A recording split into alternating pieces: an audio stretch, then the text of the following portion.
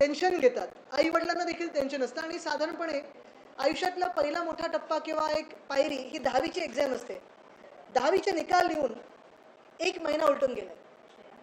13 मे ह्या दिवशी 10वी निकाल आले. 10वी निकाल आल्यानंतर जी काही सिस्टम विन्सिस वगैरे नावाची काहीतरी कंपनी आहे, त्याला काय आधी साधारणपणे एक्सपिरियन्स आहे वगैरे कोणालाच काही माहिती नाही. पण जी ऑनलाईन ॲप्लिकेशनची सिस्टम वर्षानुवर्ष मुंबईत होती, पुण्यात होती, मला वाटतं ठाण्यात होती, नागपूर, नाशिक ह्या काही ठराविक शहरांमध्ये होती. अचानक यावर्षी ठरवलं गेलं, की आता सगळ्या एक्झाम्सचे हे जे काही ॲडमिशन आहेत, 10वीच्या नंतरच्या FIGCचे जे मग तुम्ही प्रत्येक कोर्स घ्या, मेडिकल घ्या, इंजिनिअरिंग घ्या, सगळं काही घ्या. हे त्या विन्सिसकडेच दिलं गेलं. आणि मग 21 मेला जेव्हा पोर्टल सुरू झालं, तेव्हा पहिल्याच दिवशी क्रॅश झालं. ऑनलाईन जे काही तुम्हाला फॉर्म भरायचे होते ते क्रॅश होत होते, त्याच्यात गडबड होती. OTP येणार, नाही येणार, SMS येणार, नाही येणार, हा सगळा गोंधळ झाल्यानंतर 10 जूनला पहिली यादी येणार होती. पहिली यादी आली का? तर नाही आली. अजूनही विद्यार्थी 25 लाख विद्यार्थी महाराष्ट्रातले हैराण आहेत, स्ट्रेसमध्ये आहेत, टेन्शनमध्ये आहेत, की ॲडमिशन मिळणार की नाही मिळणार. मग सांगितलं 26 जूनला लागणार. 26 जूनला आली का यादी? तर नाही आली. आता 26 जून जाऊन 2 दिवस झालेले आहेत. आज तारीख 28. सांगतात आज येईल, कदाचित 30 तारखेला येईल. आज कदाचित लागूही शकते यादी, किंवा 30 तारखेला लागू शकते, किंवा पुढेही जाऊ शकतं. पण प्रश्न हाच आहे, की फडणवीस साहेबांनी असे अकार्यक्षम मंत्री आजूबाजूला गोळा केलेले आहेत, की जेव्हा त्यांचा पहिल्या वर्षाचा रिपोर्ट कार्ड येईल, तेव्हा 10वीचे विद्यार्थी तर पास झाले, पण ह्या भाजप सरकारचं रिपोर्ट कार्ड जे येईल ते प्रत्येक खात्यात फेल फेल फेल फेल येईल. कारण नुसतं गोंधळ उडवायचा, विषयांवरनं अजून काहीतरी विषय दुसरीकडे न्यायचा, भाषेवरनं आपण तुम्ही वाद पेटवून ठेवलेला आहे, तुम्ही पहिलीतल्या विद्यार्थ्यांवर 3 भाषा लादणार आहात, हे सगळं गोंधळ ते एका बाजूला. पण जे शालेय शिक्षण मंत्री आहेत, ज्यांनी हा सगळा गोंधळ घातलेला आहे, त्यांना मुख्यमंत्री महोदय जाब विचारणार आहेत की नाही? कारण त्यांनी शिक्षणात घोळ घातलेलाच आहे आणि आता पुढे ॲडमिशन मिळणार की नाही ह्याच्यावर मुलांचं टेन्शन आणि आईवडिलांचं टेन्शन, पालकांचं टेन्शन हे वाढत चाललेलं आहे. नुसतं आईवडिलांचं नाही, विद्यार्थ्यांचंच नाही, तर कॉलेज देखील कधी सुरू होणार? कारण आत्ता जर पहिली यादी लागणार असेल, कट ऑफ कळणार असेल, तर मग पुढचं काय? आणि 1 मिनिटासाठी घाणेरडं राजकारण बाजूला ठेवावं. कारण आता हे जे दिसतंय ना मला, 13 मेला निकाल लागले, आज 28 तारीख आहे. तुम्ही ॲडमिशन देताय की मंत्रिपद देताय? स्वतःचं सरकार बनवायला तुम्हाला 1.5 महिना लागला होता, मंत्रिपद द्यायला 2 महिने लागले, तसं ॲडमिशन द्यायला तर किती वेळ लागणार आहे? हा घोळ कधी ना कधीतरी सुटणार आहे की नाही? आणि नुसतं एवढंच नाही, तुम्ही बघा दरवर्षी MPSC मध्ये गडबड होतेच होते. जे सरकारी कोर्सेस आहेत किंवा जिथे जिथे सरकारचा हस्तक्षेप आहे, तरी कोणाला तरी हे सिस्टम देऊन ठेवली असते, जसं आधी M-पोर्टलला देऊन ठेवलं होतं ते बाकीच्या परीक्षांसाठी. पण ही कंपनी मंत्री महोदयांनी का म्हणून ह्याला निवडलं? अचानकपणे कुठचाही प्रकार म्हणजे हा असा पूर्ण सिस्टमवर लादणं, कुठेही ड्राय रन न करता, कुठेही ह्याचा प्रयोग कसा चालेल हे न पाहता जर तुम्ही असं सगळं लादणार असाल, तर महाराष्ट्राचं भवितव्य तुम्ही मारून टाकता आणि हे पाप शालेय शिक्षण मंत्री दादा भुसे करत आहेत. आज जर यादी लागली नाही, तर राज्यभरात युवासेना आंदोलन करणार आणि शालेय शिक्षण मंत्री गद्दार दादा भुसेंचा राजीनामा मागणार. त्यांना काय क्षमता त्यांच्यात पाहिली आणि शालेय शिक्षण सारखं खातं मोठं दिलेलं आहे, की हा कोअलिशन धर्म हे पाळत आहेत, पण कोअलिशन धर्मामध्ये देखील क्षमता तुम्ही पाहता की नाही पाहत? हा माझा सवाल मुख्यमंत्री महोदयांना. आणि म्हणून मी विनंती करीन त्यांना, आत्ता तरी आग्रहाची विनंती आहे आमचं आंदोलन सुरू होण्याच्या आधी, की हे खातं दादा भुसेंकडून काढून घ्यावं. त्यांना मंत्री म्हणून कोअलिशनचं तुमची काही अडचण असेल तर तुम्ही नुसतं मंत्रिपद ठेवा त्यांच्याकडे, पण खातं ठेवू नका. कारण ते कृषी खात्याचे असताना देखील आम्हाला विनंती केली होती की मला खातं आवडत नाही, मला बदलून द्या. मग मागच्या वर्षी आपल्याला आठवतं MSRDC वगैरे त्यांच्याकडे होतं. समृद्धीचं आता काय हाल झाले तर आपण पाहत आहे. आणि आता शिक्षण खातं दिलंय. तसेच खड्डे विद्यार्थ्यांच्या आयुष्यात पडत गेले, त्याला जबाबदार भाजपा आणि शालेय शिक्षण मंत्री दादा भुसे असतील. गेल्या काही काळापासून शिक्षण खात्यातला जो घोळ आहे तो संपत नाही, त्याची मालिका सुरू आहे. ते अगदी हिंदी भाषेच्या सक्तीपर्यंत तुम्ही आता जो मुद्दा मांडताय तिथपर्यंत. नक्कीच, पण हा घोळ ह्याच्यासाठी जबाबदार कोण आहे? मंत्रीच आहेत ना जबाबदार. ती कंपनी निवडली कोणी? लादली कशाला? जे काही त्यांना अनुभवच नसताना 25 लाख विद्यार्थ्यांचं भवितव्य तुम्ही एका कंपनीच्या हातात देता. मग या कंपनीवर कारवाई तुम्ही करणार आहात का? मंत्र्यांवर कारवाई करणार आहात का? तिकडचे जे खात्याचे सेक्रेटरी आहेत ते तरी तुम्ही बदलणार आहात का? काहीतरी मुख्यमंत्री ह्याच्यात पावलं उचलणार आहेत की 25 लाख विद्यार्थ्यांची हाल झालेले आहेत ते त्यांना आवडत आहेत हे असेच पाहत बसणार आहेत? कारण महाराष्ट्रात मग तुम्ही पहा, आज सुखी कोण आहे? बळीराजा सुखी आहे का? तर नाही. आत्महत्या वाढत चालल्या शेतकऱ्यांच्या. महिलांचं आपण पाहतो लाडकी बहीणवरनं गोंधळ जो आहे तो चालूच आहे. महिला सुरक्षित आहेत का? नाही. शहरं आपण पाहतो ढासळत चाललेली आहेत. कुठे फुटपाथ नाही आहे, कुठे पाण्याचे हाल आहेत. मग विद्यार्थ्यांच्या पण जर तुम्ही मागे लागणार असाल तर महाराष्ट्रात नेमकं तुम्ही ठेवायचं ठरवलंय काही की सगळंच काही पळून नेण्याचं ठरवलंय? ऑगस्ट किंवा सप्टेंबरमध्ये मोठ्या प्रमाणात सार्वजनिक सुट्ट्या येत आहेत, त्यामुळे जरी आता प्रवेश झाला तरी मुलांना शिकण्याचा जो कालावधी आहे तो फार कमी मिळतो. म्हणजे वर्गात बसून शिकण्याचा कालावधी फार कमी मिळतो आणि सप्टेंबर नंतर ऑक्टोबरमध्ये थेट त्यांना पुढे अभ्यासक्रमाचा हे मेळ लावली आणि अशातच पुन्हा दिवाळी आणि परत परीक्षा येतात. कशा पद्धतीने हे सगळं नाही, मग एक त्यांनी ठरवून द्यावं की आम्ही आता दिवाळीनंतरच सगळे कॉलेजेस सुरू करू. कारण हे असं जर चालणार असेल तर कसं चालेल हो? म्हणजे तुम्ही पाहताय विद्यार्थ्यांनी अभ्यास करायचा, काही काही विद्यार्थी तर एवढे टेन्शन घेतात की झोपत नाहीत रात्री आणि अभ्यास करतात. आता सगळ्यांचे गुणगौरव सोहळे पण पार पडलेत, सगळ्या राजकीय पक्षांनी केलेले आहेत. कोणाला 95%, कोणाला 98%. हे सगळं झाल्यानंतर ॲडमिशनच मिळणार नसेल तर मग काय या मेहनतीचा उपयोग आहे? आणि ती ॲडमिशन देखील आता अजून यादी लागायची, त्याच्यात पण 100% तुम्ही आज लिहून घ्या घोळ होणार. आज 5 वाजताची वेळ दिली होती. आज 5 वाजताची वेळ दिली होती. बघा लागलेत का? वाजले 5. बेंचेस नावाची जी कंपनी आहे त्या कंपनीनंच हे काम देण्याचं नेमकं कारण तुम्हाला आता हेच कारण मला कळत नाहीये. म्हणजे ह्याच्यात काही वेगळा हेतू आहे, काही लागेबांधे आहे त्याच्यात, की खरोखरी कंपनी जागतिक स्तरावर असं करत आलेली आहे. म्हणजे USA मध्ये वगैरे पण हे करते, हार्वर्ड वगैरे येलसाठी, आणि मग आपण आता मुंबईत खेचलंय ना. मला कुठे भ्रष्टाचाराचा गंध येतोय का या? बघा, मी भ्रष्टाचाराचा लगेच आरोप नाही लावणार, पण कारण ह्या सरकारला आता आरोप म्हणजे त्या भ्रष्टाचाराच्या आचारातच बुडलेले ते. समृद्धीचा तुम्ही हाल जर पाहिले असतील तर आता कळलं असेल तुम्हाला की भ्रष्टनाथ शिंदेना का पळायला लागला सुरत आणि गुवाहाटीला. स्पष्ट झालंय ते.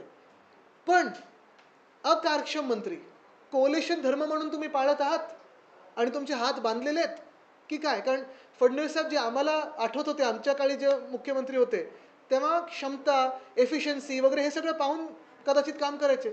आता कोलेशनमध्ये जर अडकले असतील तर काय माहिती. हे सगळे मुद्दे पाहता मागेही आपण अनेकदा शिक्षण क्षेत्रातले मुद्दे उपस्थित केलेले आहेत आणि आता यामध्ये काही बदल होईल असं दिसत बदल नाही. झाला तर तो मंत्र्यांचाच झाला पाहिजे.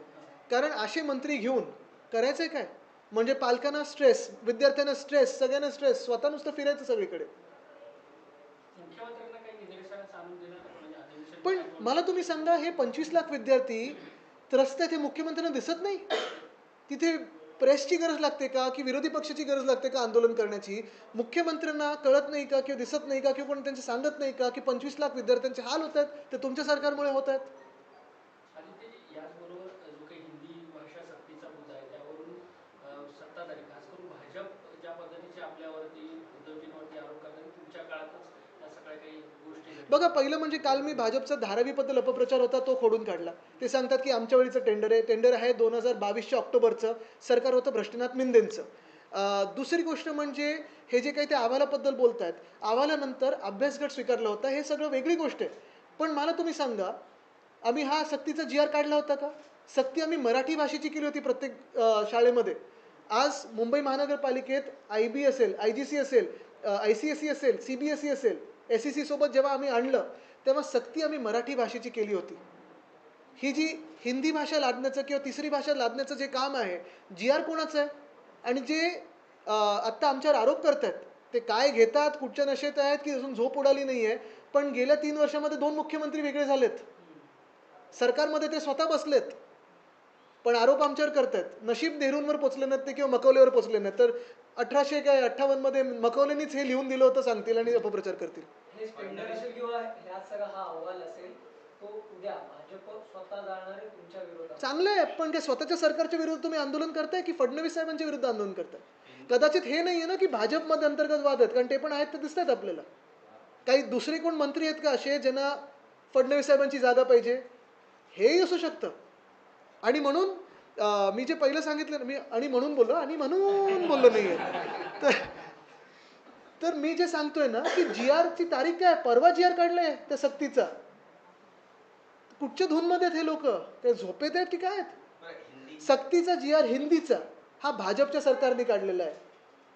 भ्रष्टनाथ मिंदेंच्या मंत्र्यांनी काढलाय. कदाचित भ्रष्टनाथ मिंदेंनाच फडणवीसांना अडचणीत आणायचं नाही ना, हा देखील विचार तुम्ही करा.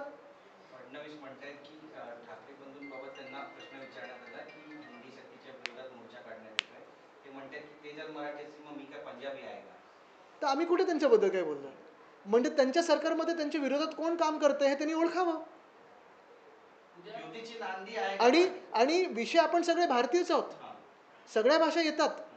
पण मुख्य गोष्ट हीच आहे की थोडं तरी राजकारण बाजूला ठेवून, स्वार्थाचं राजकारण बाजूला ठेवून हा विचार करावा की तिसरी भाषा तुम्ही पहिलीतल्या विद्यार्थ्यांवर खरोखर लादणार आहात का?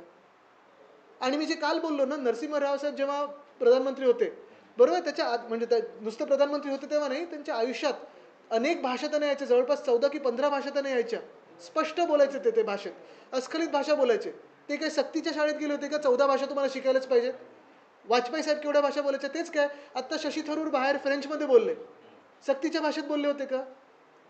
मुख्य गोष्ट हीच आहे ना की तुम्ही पहिलीपासून शिकवताय का?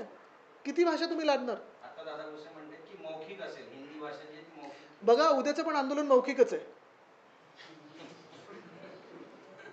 ते उद्या त्याच्या पुढचं होऊ नका देऊ. उद्या 5 तारखेला जे उद्या आंदोलन होते त्यामध्ये शरद पवारांनी पाठिंबा दिलेलाच आहे, कार्यकर्त्यांना आव्हान दिले. मात्र काँग्रेस येणार नाहीये, त्यांनी स्पष्ट केलंय. त्यांच्या बघा, प्रदेशाध्यक्ष- उद्या परवाचं जे आंदोलन आहे, उद्याचं जे असेल किंवा 5 तारखेचं असेल, आणि हे आंदोलन जोपर्यंत हा जी आर सक्तीचा मागे जात नाही तोपर्यंत चालू राहील. महत्त्वाची गोष्ट हेच आहे, आमचा विरोध कशाला आहे? पहिलं तुम्हाला पुन्हा एकदा स्पष्ट करून देतो, भाषेला नाही, त्या भाषिकांना नाही आहे. पण कुठचीही भाषा, मग ह्या आत्ताच्या विषयामध्ये हिंदी तुम्ही पहिलीच्या विद्यार्थ्यांवर जे लादताय आणि महाराष्ट्रात सक्ती करताय त्याला आहे. आणि तो विषय हा शालेय शिक्षण मध्ये जो घोळ झालेला आहे ना, ते मंत्र्यांना कळत नाही की पुस्तकी शिकवणं आणि मौखिक शिकवणं, मग तुम्ही स्पेलिंग कसं चेक करणार, काय करणार? म्हणजे स्वतःला कळत नाही. पहिलं स्वतःहून जा शाळेमध्ये आणि बसा. आज या 10वीच्या विद्यार्थ्यांची तुम्ही वाट लावली आहे, उद्यापासून तुम्ही पहिलीच्या विद्यार्थ्यांची वाट लावाल. पण मुख्य गोष्ट हीच आहे ना की सरकारमध्ये जी गडबड चालू आहे त्याच्या विरोधात आम्ही विरोधी पक्ष म्हणून उतरलेलो आहोत, महाराष्ट्रप्रेमी, मराठीप्रेमी म्हणून उतरलेलो आहोत, आणि आमच्यावर कुठची भाषा आम्ही लादू देणार नाही. राऊतजी घोषणा केली होती की हे जे आंदोलन आहे तुमचं ते गिरगाव चौपाटीपासून आझाद मैदानापर्यंत असेल. पण आता तुमच्या मध्ये दोन्ही पक्षांमध्ये मनसे आणि सेनेमध्ये त्या अनुषंगानं मतभेद पाहायला मिळतात. नेमकं कुठून काय मतभेद कुठचे आहेत? तुम्हाला रूट आता हा नीट येईल, आता अजून 5 तारखेला आहे. त्याच्यावरती एकमत होत आहे का? एकमत 100% होणार ना. मोर्चाच एका विषयासाठी आहे, तर एकमत होणार. आणि आम्ही कुठचेही स्वतःचे बॅनर आम्ही स्वतः कुठच्याही पक्षासाठी येत नाही. आम्ही मराठी माणसांसाठी, मराठी भाषेसाठी येतो. तुमच्या मोर्चाची सध्या जोरदार चर्चा सुरू आहे, पण त्यावर टीका पण होते. माणिकराव मुकाटे म्हणतात की यामध्ये राजकीय अर्थ लपलेले टाकले. नाही, ठीक आहे, त्याच्यात मी काय सांगणार. रावसाहेब म्हणतायत की उद्धव ठाकरे आणि राज ठाकरे यांचं बोलणं झालेलं आहे आणि मानसिकता झालेली आहे दोन्ही पक्ष एकत्र येण्याची. नाही, बघा, मी त्याच्यात आता जाणार नाही, कारण महत्त्वाची गोष्ट हीच आहे. आज मी 25 लाख विद्यार्थ्यांबद्दल हा विषय आपल्यासमोर मांडत आहे. हा विषय 25 लाख विद्यार्थी म्हणजे त्यांचे पालक, विद्यार्थी, परिवार ह्या सगळ्यांचा आहे. अनेक कॉलेजेसचा आहे. कॉलेजमध्ये परत आपण पाहिलं तर शिक्षक असतात, त्यांचं देखील करिअर इथे आपण पाहतोय की, आणि हे सगळं निकाल आत्ता ही जी लागलेली आहे त्याची यादी येणार कधी, हा सगळा विषय. आणि ह्याच्यासाठी युवासेना रस्त्यावर उतरेल जर आज उद्यात ही यादी लागली नाही तर. सर, आज आप जिस तरीके से प्रेस कॉन्फ्रेंस से एक अपना रुख अपना रहे हैं, क्या कहना चाहिए? आज जो पत्रकार परिषद में ले रहा हूँ ये इसी विषय पे है कि महाराष्ट्र में लगभग 25 लाख विद्यार्थियों के हाल हो रहे हैं. 13 मई को इनके जो 10वीं कक्षा के जो रिजल्ट्स थे वो लग गए थे, घोषित हुए. और 13 मई से लेके अब तक जो ऑनलाइन प्रक्रिया इन्होंने शुरू की एडमिशन की, कहीं भी किसी को पता नहीं कि कैसे आगे जाए, क्योंकि ऑनलाइन एडमिशन्स के लिए जो फॉर्म भरना था उस फॉर्म में गड़बड़ी थी, जो OTP आना था या जो भी SMS आना था उसमें गड़बड़ी थी, जो वेबसाइट या जिस कंपनी की वेबसाइट है, विंसिस या कोई कंपनी है पूना की, शायद पहली बार इतनी बड़ी स्केल पे ये हैंडल कर रहे हैं सारी चीज़ें, तो उनको भी तकलीफ हो रही थी, उनकी भी साइट क्रैश हुई. तो पहला सवाल यही है कि 25 लाख विद्यार्थियों का भवितव्य, उनका भविष्य, उनकी ऑनलाइन एडमिशन प्रोसेस सिर्फ एक ही कंपनी के हाथों क्यों दी गई? दूसरी बात, कोई एक्सपेरिमेंट ना करते हुए, कोई ड्राई रन ना करते हुए आप क्या ये सारे 25 लाख विद्यार्थियों का भविष्य एक ही कंपनी के हाथों देने वाले हैं? तीसरी बात, आज तारीख है 28 जून, 20 जून को जो रिजल्ट आने वाला था आज भी नहीं आया है, तो इनकी ऑनलाइन एडमिशन की प्रोसेस या पहली लिस्ट कब तक जारी होगी? चौथी बात, ये सारे फिर हिंदी की सख्ती का विषय हो या फिर इस ऑनलाइन एडमिशन प्रोसेस का विषय हो, इसकी जिम्मेदारी जो अकार्यक्षम मंत्री है दादा भुसे उन पे ही है। और उनका इस्तीफा क्या फडणवीस साहब लेंगे? क्योंकि इस सारे प्रॉब्लम में रिपोर्ट कार्ड में जो फेल आ रहा है वो फडणवीस साहब का आ रहा है। सर अगर देखा जाए तो एनसीपी जो शरद पवार ग्रुप है वो आपके साथ जुड़ा हुआ है, लेकिन जो है कांग्रेस कहीं ना कहीं आपके साथ फिलहाल नहीं आना चाहता है, जिस तरीके से मोर्चा निकाला हम इसमें कोई राजनीति नहीं देख रहे।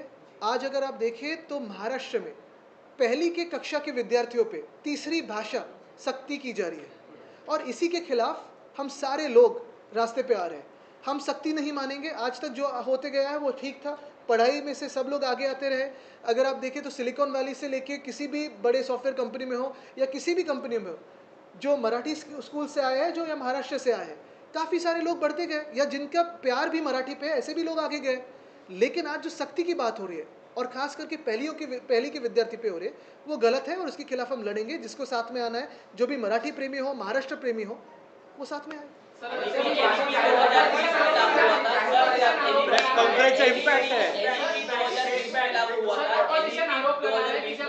एक मिनट, एक सेकंड।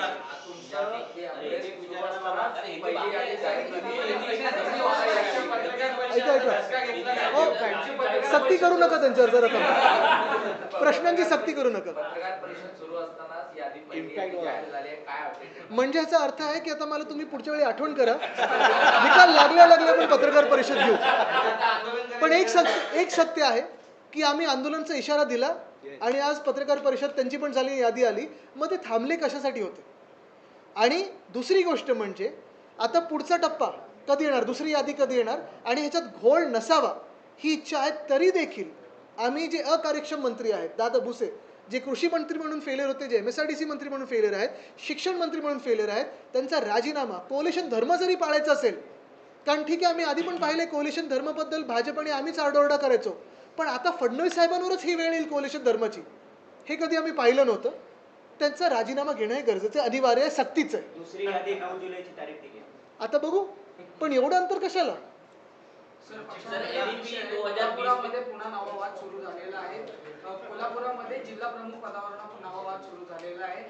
जे रवी किरण इंगवले यांची निवड करण्यात आलेली आहे, त्यांच्या नेतृत्वाखाली हर्षद सुर्वे यांनी काम करण्यास नकार दिलेला आहे. अनेक बघा, पक्षात वाद नसतो. जे उद्धव साहेब पक्षप्रमुख म्हणून सांगतात तो आदेश असतो आणि तेच बरोबर असतं. ज्यांना काम करायचं असतं सोबत त्यांनी काम करावं, ज्यांना नसेल करावं की काय कारण शोधत असतील तर त्यांनी जावं. सर एनईपी 2020 में लागू हुआ था, तभी उद्धव ठाकरे जी की सरकार थी, तो इनडायरेक्टली जो पुराने आपके ऊपर जो डाले, इनडायरेक्टली नहीं, हम डायरेक्टली यही कहते हैं कि एनईपी, हम तो सोच रहे थे हायर एजुकेशन को ठीक करेगा, लेकिन जो रिपोर्ट था वो रिपोर्ट के बाद भी हमने एक अभ्यास कमेटी की थी, स्टडी कमेटी, 5-6 मंत्री थे उसमें. लेकिन सबसे बड़ी बात ये थी कि उसके बाद 2 मुख्यमंत्री बदले हुए. एक गद्दार मुख्यमंत्री बने और अभी फडणवीस साहब बने हैं. जीआर हिंदी के सख्ती का किसने लाया है? हमारे समय में हमने मराठी अनिवार्य की थी और हर एक बोर्ड में की थी, फिर वो IB हो, IGCSE हो, CBSE हो, ICSE हो, सारे लैंग्वेजेस के साथ आपको मराठी भी आनी ज़रूरी है. वो हमने अनिवार्य की थी महाराष्ट्र में. लेकिन भाजपा की सरकार है जो तीसरी भाषा हिंदी को लेके विद्यार्थियों पहली के विद्यार्थियों पे लादना चाहती है, सख्ती करना चाहती है. दूसरी बात जो वो कह रहे हैं कि 20 लोग साथ में आए तो कोई भी भाषा चुन सकते हैं, क्या ये उनको खुद की राजनीति लगी कि 20 लोग साथ में आए फिर इलेक्शन कमीशन के पास जाए, किसी का चिन्ह चुराए, किसी का नाम चुराए? ऐसे होता है? कैसी बात है कि पहले के विद्यार्थी 20 साथ में आके कोई सब्जेक्ट चूज करने वाले हैं? तो पहली बात यह है कि थोड़ी अकलमंदी से काम ये शालेय शिक्षण मंत्री ले, थोड़ा जो है इस्तेमाल करे दिमाग और काम ठीक से करे. भाजप पण आता उद्यापासून उद्धव बाळासाहेब ठाकरे यांच्या खोटारडेपणाची होळी ठिकठिकाणी करतात. बघा, खोटारडेपणा जर तुम्ही देशभरात पोल घेतलात, जुमलेबाजी 15 लाख कोण आणणार होतं आणि कालाधन स्विस बँकमध्ये किती आहे? खोटारडेपणा बोलायचं असेल तर शेतकऱ्यांची कर्जमाफी कोण करणार होतं? आम्ही करून दाखवली, ते बोलतात जुमला होता. लाडकी बहीण खोटारडेपणा कोणाचा होता? अच्छे दिन कोण आणणार होतं? तर भाजपने खोटारडेपणाबद्दल बोलू नये, त्यांची ओळखच ती आहे. पण मुख्य गोष्ट हीच आहे, यायचं असेल चला उद्या या आणि